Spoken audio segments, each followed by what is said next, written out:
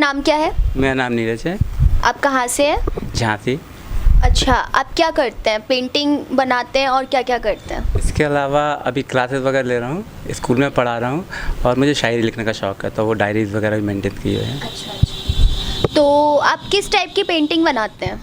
Ma'am मैं सभी तरह की बनाता हूँ, बट जो पहले बनाता था थीम लेके चलते थे बेवफाई की, उस पर बनाई हुई मैंने।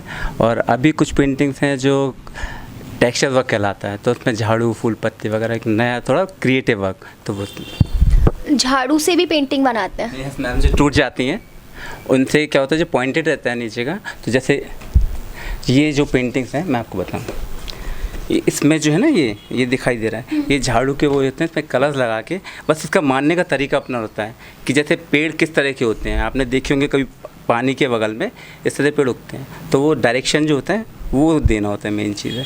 तो उस तरह से भी बनती हैं। ये पत्ती वगैरह दिख रही हैं, ये सब ब्रश के कोनों से या कोई लकड़ी के इससे तो ये बन जाती हैं। अच्छा, तो आपको इंस्पिरेशन कहाँ से मिली पेंटिंग बनाने की? सर मुझे अपने पापा से मिली थी। सबसे पहले मैं छोटा था तो पेंटिंग्स जब पढ़ते थे तो पहले बुक्स में चिड़िया वगैरह बहुत अच्छी लगती थी, पेन वगैरह कलरफुली। तो जब हम बनाए थे, पापा ने हमारे एक चिड़िया बनाई थी, हमने उन्हें देख के बनाया था। वो सबसे फर्स्ट चांस हमारी थी, हमने अपने घर के दरवाजे पे लगाई है। उसके बाद से हमें इंस्पिरेशन मिल रहा है, तब से करना शुरू किया। फिर इसमें सबसे बड़ा हाथ जो है, आज मैं जो यहाँ हूँ वो मेरी मम्मी की वजह से हूँ, कि पेंटिंग्स पहले हम बनाते थे, ऐसे रख देते थे। वो कहती थी या तो इन्हें पहली चीज़ बनाई है तो फाड़ो मत, रखो या किसी को दे दो। और फिर हम करते रहे, तो फिर उनने कहा कि पापा से हमारे किसी कहीं सिखाने के लिए पहुँचा दो।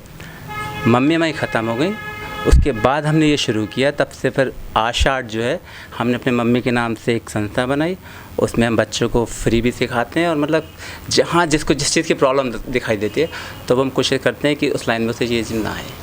आप जब पेंटिंग बनाते हो तो आप क्या इमेजिन करते हो, कि क्या सोचकर बनाते हो, किसके बारे में बनाने, या फिर पहले से आप सोचते हो, या फिर आप किसी को देख के सोचते हो, या फिर कैसे आप बनाते हो? मैम ऐसा कुछ नहीं है, लेकिन कभी कभी क्या होता है, जो क्रिएटिविटी है या तो आपको कहीं से देख कर आएगी या कहीं से सोच कर आएगी।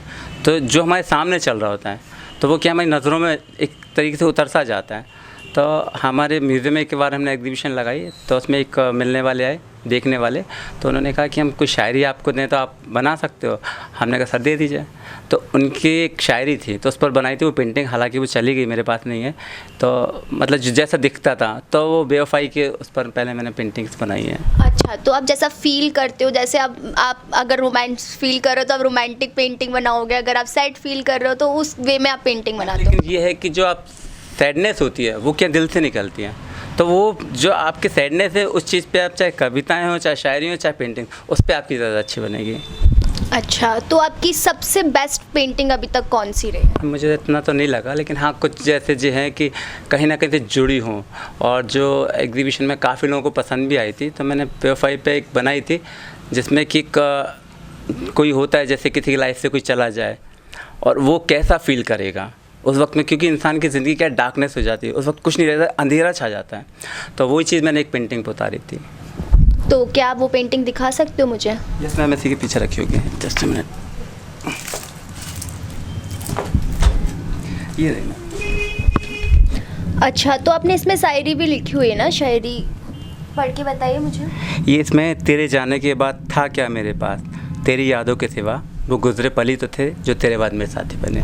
ये आपकी रियलिटी है, मतलब आपके साथ ऐसा कुछ हुआ है, या फिर आपने ये सोच के किसी के बारे में बनाई है? मैम मेरे साथ क्या, ये मेरे ख्याल से लाइफ में 90% लाइफ में सभी के गुजरा होगा ये पल, तो वही था ये।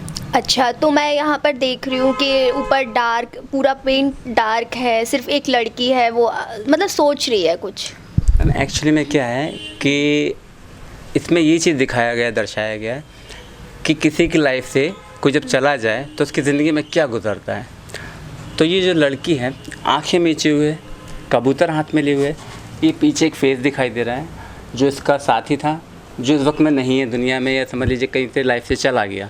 तो इंसान उसे फील करता है, जैसे कोई चला जाता है तो लाइफ में एक वही जैसा भी बताया कि डार्कनेस आ जाती है, एक अंधेरापन आ जाता है।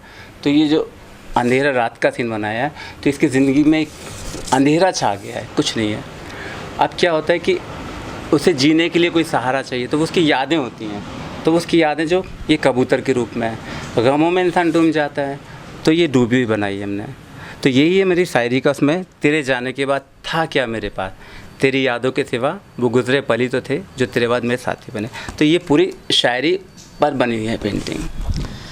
नीरज जी, आपका बहुत बहुत धन्यवाद। आप बंजारा बीट से बात कर रहे थे और ऑडियंस को कुछ बोलना चाहेंगे पेंटिंग के बारे में? Yes ma'am, thanks. बट मैं यही बोलना चाहता हूँ कि कोई भी चीज़ हो, चाहे वो पेंटिंग हो या कुछ भी हो, आप उसमें 100% कभी नहीं दे सकते, लेकिन कोशिश हमेशा 100% देने की होनी चाहिए।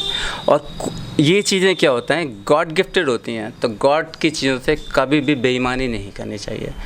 यही है कि आप जो भी कर रहे हैं दिल से करिए और उसका मिसयूज़ मत कीजिए।